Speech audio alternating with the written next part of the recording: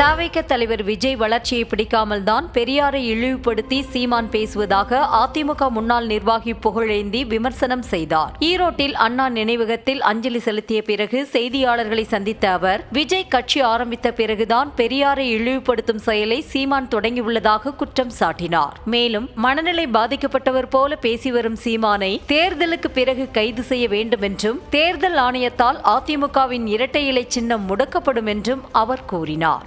ஆகவே ஏதோ ஆகிட்டு இருக்கு. அவருக்கு பிரச்சனை என்னன்னு கண்டுபிடிச்சிட்டேன். நான் ரொம்ப நேரம் நீங்கள் கேள்வி கேட்டிருக்கீங்க, நான் ஆராய்ச்சி பண்ணி கண்டுபிடிச்சிட்டேன். அவருக்கு விஜய் தான் ப்ராப்ளம். நானோ மற்றவர்களோ யாரும் விஜயை கட்சி ஆரம்பின்னு சொல்லலை.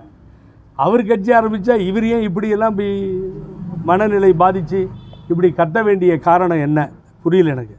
அண்ணன் திருமாவை பார்த்தீங்கன்னா மிக தெளிவாக சொன்னார். திருமாவளவன் அவர்கள் அண்ணன் சொல்லும்போது சொல்கிறார் ரொம்ப நீட்டாக. அவர்கிட்ட தான் இவர் ட்ரைனிங் எடுத்தார். அவர் சொல்கிறார், இவரை டேஞ்சராக பார்க்க வேண்டியிருக்கு, இவர் சரியான மனிதர் இல்லை, இவர் செய்கின்ற செய்கைகள் சரியாக இல்லை, இது டேஞ்சராக தான் போய் முடியும்னு அண்ணன் திருமா சொல்லுகிறார். செருப்பை காமிக்கிறது, கெட்ட கெட்ட வார்த்தைகளை பேசுவது, மரியாதை இல்லாமல் பேசுவது, இதெல்லாம் எக்கச்சக்கமாக போய்கிட்டுருக்கு. இவருக்கு அவருக்கு என்ன பிரச்சனை, அது கொஞ்சம் விளக்குங்களேன். ஒன்றும் இல்லை, ரொம்ப சிம்பிள், ஒரே லைனில் எடுத்துக்கோங்க. அவர் அமைதியாக நல்லா தான் இருந்தார் சீமான், எனக்கு தெரியும். அவர் என்னைக்கு கட்சி ஆரம்பித்தாரோ அன்னையிலேருந்து தான் அவர் டான்ஸ் போட ஆரம்பிச்சிருக்காரு. வாழ்த்து அவர் கூட தான் பிறந்தநாள் சொல்லி வாழ்த்துன்னு போயிட்டாரு.